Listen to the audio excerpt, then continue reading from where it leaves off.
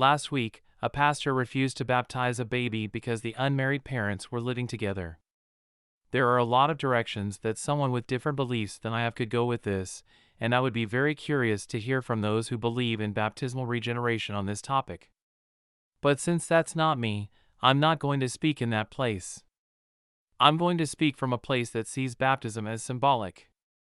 That's not a completely accurate description of my view, and so if in a few weeks or months or years I'm saying something that isn't completely in line with the symbolic view, don't get upset. But I've only got so much time in the day, and giving a detailed and nuanced layout of exactly where I stand between baptismal regeneration and baptism as a symbol would take away from the time I have to make the point I'm trying to make today. For today's purposes, the symbolic understanding is close enough to make the point I'm trying to make. The world has been through a lot of changes through history. The role of our modern pastors is different enough from ancient, pagan priests that our reformer forefathers stopped calling them priests altogether. The priests of old would sell charms and rites to ward off evil spirits and bad luck. Then, when it was time to stand up to a king or governor that was acting against the gods, they had the funds to do so. In the Middle Ages, the Church accomplished similar ends through similar means. Indulgences, medals, and penance could be extracted from the wealthy to fund their endeavors to feed the poor or build bigger cathedrals. Whichever the day brought. In fact, Martin Luther's first push into protest was over the sale of such things, not so much because he felt that these sales were wrong, but because the way they were advertised was inconsistent with church teaching.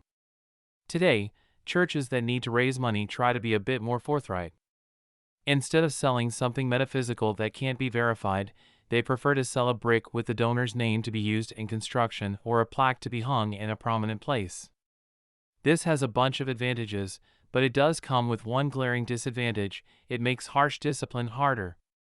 One of the things that ancient priests had in common with modern pastors is that they were often in charge of safeguarding the moral development of the common and courtly alike. When the priest of the Middle Ages could warn the king that his activities were going to cost him a certain large amount of money in penance, it could motivate him to change his ways. Nowadays, pastors often prefer a gentler approach to such a person, but to me it seems that the rich and powerful are the least likely to listen to a gentle rebuke by the church. Even though I disagree with the theology, I understand the effectiveness of telling the elite that their salvation is on the line if they don't perform the sacraments, and then withholding the sacraments when they don't do what's in line with God's will. The rich and the powerful are used to buying their way out of everything. They don't want to know what they need to do in order to be saved, they want to know what God's price is.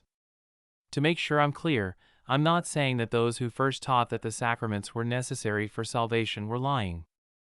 I disagree with them, but having read their writings, I think they were sincere, and I don't have quite enough hubris to say that you should believe them over me. There are well thought out points on both sides of that discussion, and the real answer is probably somewhere in the middle. Even now, even in communities that have come all the way around to thinking that the sacraments do nothing in themselves, they have a cultural staying power.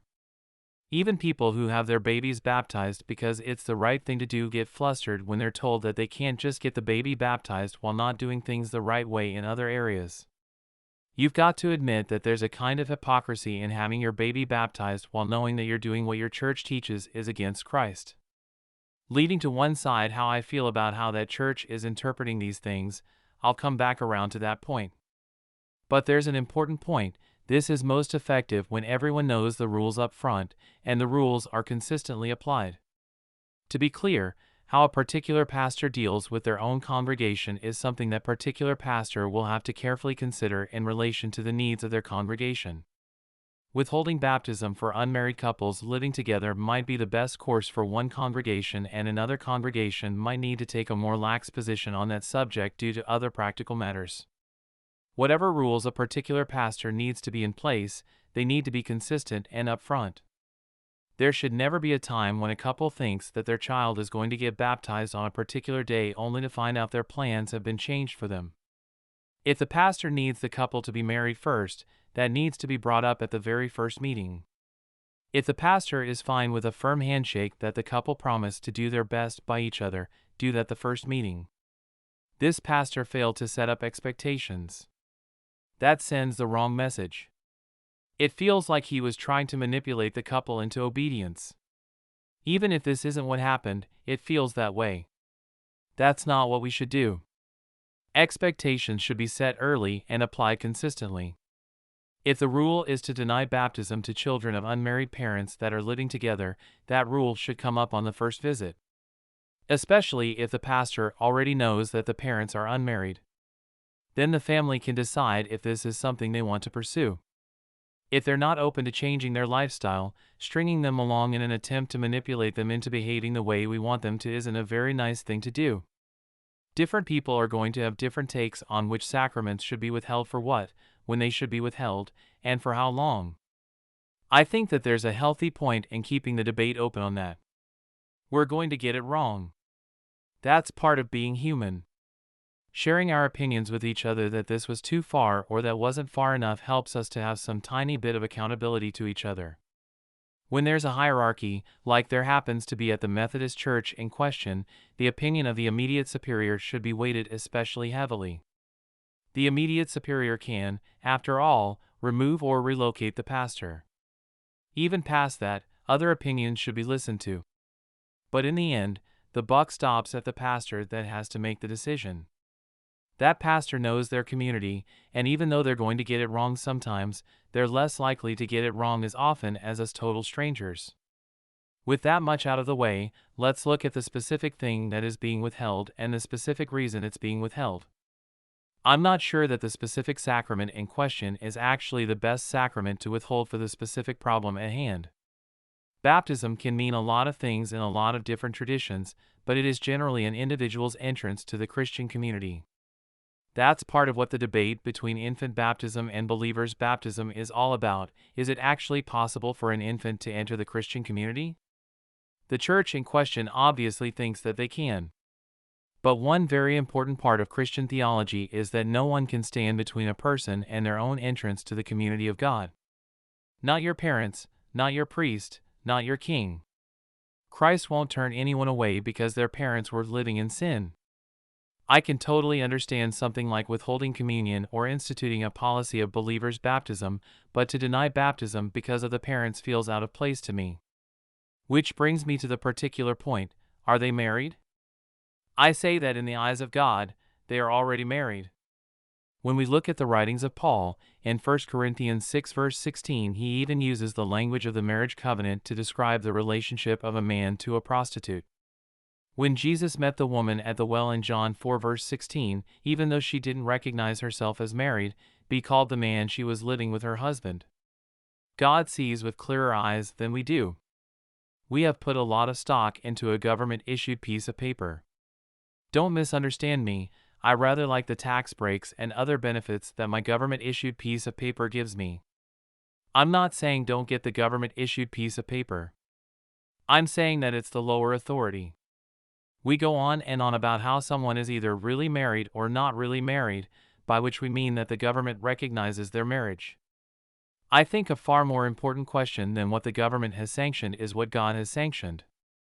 It's unfortunate that God has to deal with us fallen humans. It would be awesome to live in a world where we all had the fortitude and foresight to know what the right thing to do is in every circumstance. It's sad to see more and more young people preferring to stay single, in the eyes of the government at least, and have children out of legally binding wedlock rather than making the formal, public commitment to be there for each other through thick and thin for the benefit of each other, their children, and society.